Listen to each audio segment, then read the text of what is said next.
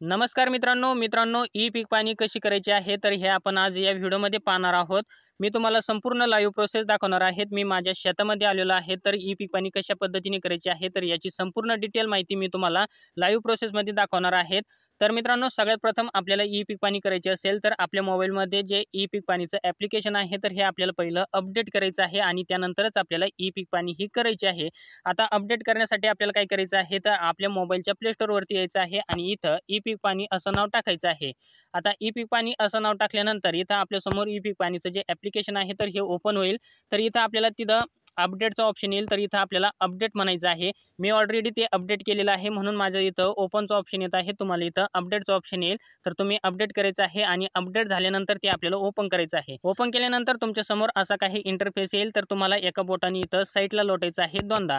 आता साईडला लोटल्यानंतर इथं आपल्याला महसूल विभाग निवडायचा ऑप्शन आलेला आहे। परंतु मित्रांनो त्या अगोदर आपण इथं बघू शकता शेतकरी स्तरावरील कालावधी एक नोटीस देण्यात आलेली आहे। म्हणजे आता शेतकरी ई पीक पाणीचा जो कालावधी आहे तर तो इथं देण्यात आलेला आहे।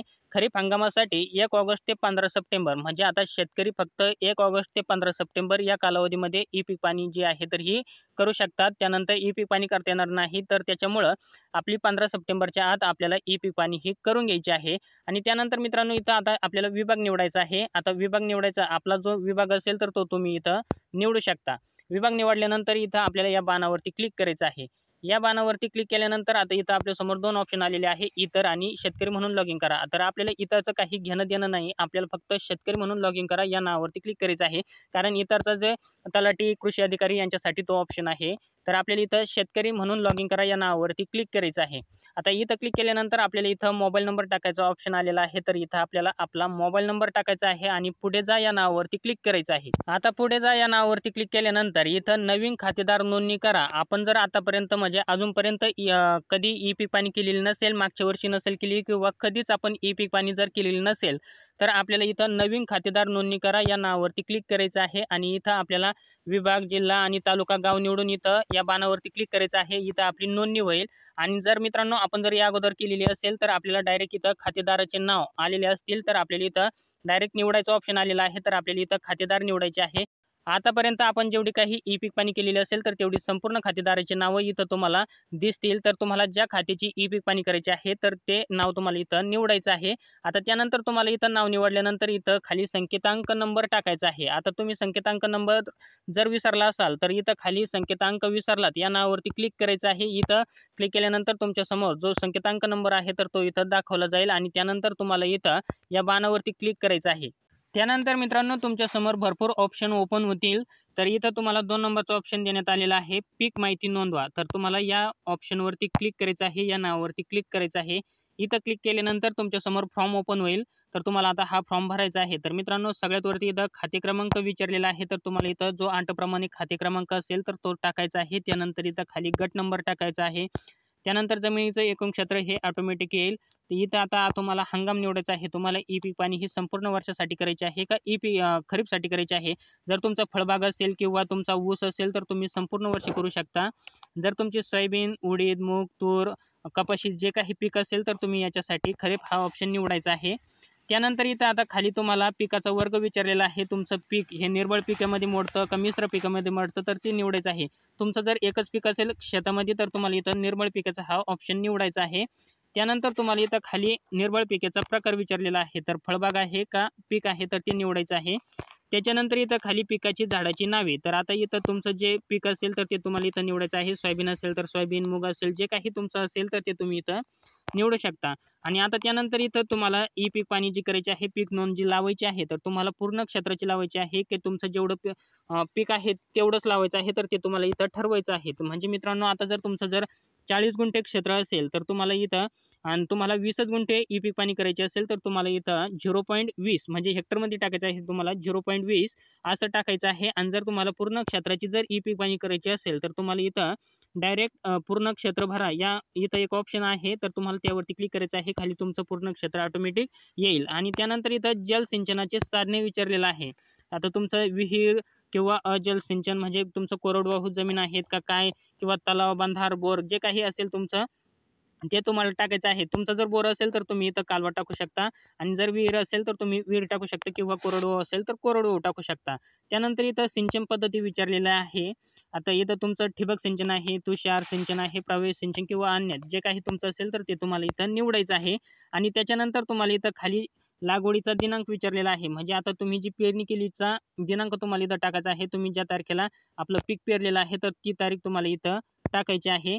ही तारीख टाकल्यानंतर खाली तुम्हाला पुढे जा नावाचं एक ऑप्शन आहे. तर तुम्हाला या ऑप्शनवरती क्लिक करायचं आहे. आता इथं क्लिक केल्यानंतर तुमच्या समोर तर तुम्हाला तुमचा जमिनीचा नकाशा संपूर्ण दाखवण्यात आलेला आहे आणि इथं एक नोटीस सुद्धा देण्यात आलेली आहे. पीक पाणीसाठी निवडलेल्या क्षेत्र व गटाच्या नकाशा व सदरच्या गटाच्या हद्दीपासूनचे उभे असलेले अंतर म्हणजे तुम्ही तुमच्या गटापासून ज्या गटाची तुम्ही ई पीक पाणी करत आहात त्या गटापासून तुम्ही किती अंतरावर लांब उभे आहात तर याची संपूर्ण माहिती इथं देण्यात आलेली आहे. तर इथं दाखवण्यात आलेलं आहे लोकेशनचं जे चिन्ह आहे तर इथं आपण उभे आहात आणि आपला जो गट आहे तर हा इथं लाल चौकोन बॉक्समध्ये इथं पिवळा कलर आहे तर तो तुमचा गट आहे आणि तुम्हाला त्या गटाची ई पीक पाणी करायची असेल तर तुम्हाला त्या गटामध्ये जाऊन उभं राहायचं आहे. इथं हा लॅटिट्यूड म्हणजे तुम्हाला इथं लॅटिट्यूड लँगिट्यूड हे घ्यायचं आहे. पहिलं कसं होतं मित्रांनो आपण कुठूनही आपल्या पिकाची ई पीक पाणी करीत होतो तरी चालत होतं परंतु आता तुम्हाला तुमच्या शेतामध्ये जाऊनच तुम्हाला ई पीक पाणी करायचे आहे. तर आता इथं तुम्हाला लॅटिट्यूड लँगिट्यूड मिळाल्यानंतर तुम्हाला इथं अद्ययावत करा या नावावरती क्लिक करायचं आहे. इथं क्लिक केल्यानंतर तुम्हाला पुढे जा या नावावरती क्लिक करायचं आहे. आता इथं क्लिक केल्यानंतर तुमच्या समोर 2 ऑप्शन आलेले आहे. एक छायाचित्र 1 आणि छायाचित्र 2. तर तुम्हाला आता इथं 2 फोटो काढायचे आहे तुमच्या पिकाचे. तर मी तुम्हाला लाईव्ह दाखवणार आहे. तर मित्रांनो इथं आपण छायाचित्र 1 हा ऑप्शन निवडू आणि इथं एक फोटो घेऊया. तर इथं आपल्याला आपला पिकाचा जो काही फोटो असेल तर तो फोटो आपल्याला इथं घ्यायचा आहे. फोटो घेतल्यानंतर इथं आपल्याला सेव्ह या नावावरती क्लिक करायचं आहे. सेव्ह या नावावरती क्लिक केल्यानंतर इथं पुन्हा आपल्याला खाली छायाचित्र 2 हा ऑप्शन निवडायचा आहे आणि इथं आपल्याला गटापासूनच्या आपल्या अंतराचं जे काही आपल्याला इथं मेसेज देण्यात आलेले आहे म्हणजे सूचना देण्यात आलेली आहे. तर इथं आपल्याला ठीक आहे म्हणायचं आहे आणि त्यानंतर इथं आपल्याला पुन्हा आपल्या पिकाचा दुसरा एक फोटो काढायचा आहे. इथं फोटो काढल्यानंतर पुन्हा आपल्याला इथं सेव्ह म्हणायचं आहे. आता सेव्ह म्हटल्यानंतर इथं आपल्याला खाली बघा एक बरोबरची खूण आहे तर आपल्याला त्यावरती क्लिक करायचं आहे. इथं क्लिक केल्यानंतर इथं तुम्हाला तुमची संपूर्ण माहिती दाखवली जाईल. तुमची ई पीक पाणी जी कशी भरलेली आहे तुम्ही काय जे काही माहिती आतापर्यंत भरलेली आहे तुम्ही किती अंतरावर फोटो काढलेले आहे तर हे सर्व तुम्हाला इथं दाखवलं जाईल. तर त्यानंतर इथं तुम्हाला काय करायचं आहे इथं एक चेकबॉक्स देण्यात आलेला आहे तर त्यावरती टिक करायची आहे आणि पुढे जा पुढे या नावावरती क्लिक करायचं आहे.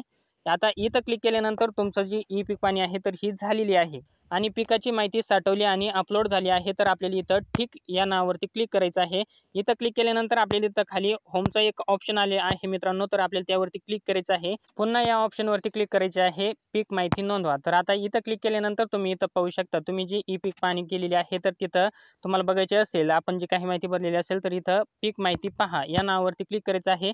आतापर्यंत तुम्ही जी काही माहिती भरलेली आहे तर ती तुम्हाला इथं दाखवली जाईल. तुमचं पीक कोणतं भरलेलं आहे, खाते क्रमांक, गट क्रमांक, त्यानंतर इथं लागवडीचा दिनांक. आता इथं तुम्हाला जर काही तुम्हाला वाटलं माझी माहिती चुकलेली आहे तर तुम्हाला इथं दुरुस्ती करायचं एक ऑप्शन देण्यात आलेला आहे. तर तुम्ही त्यावरती क्लिक करून दुरुस्ती करू शकता.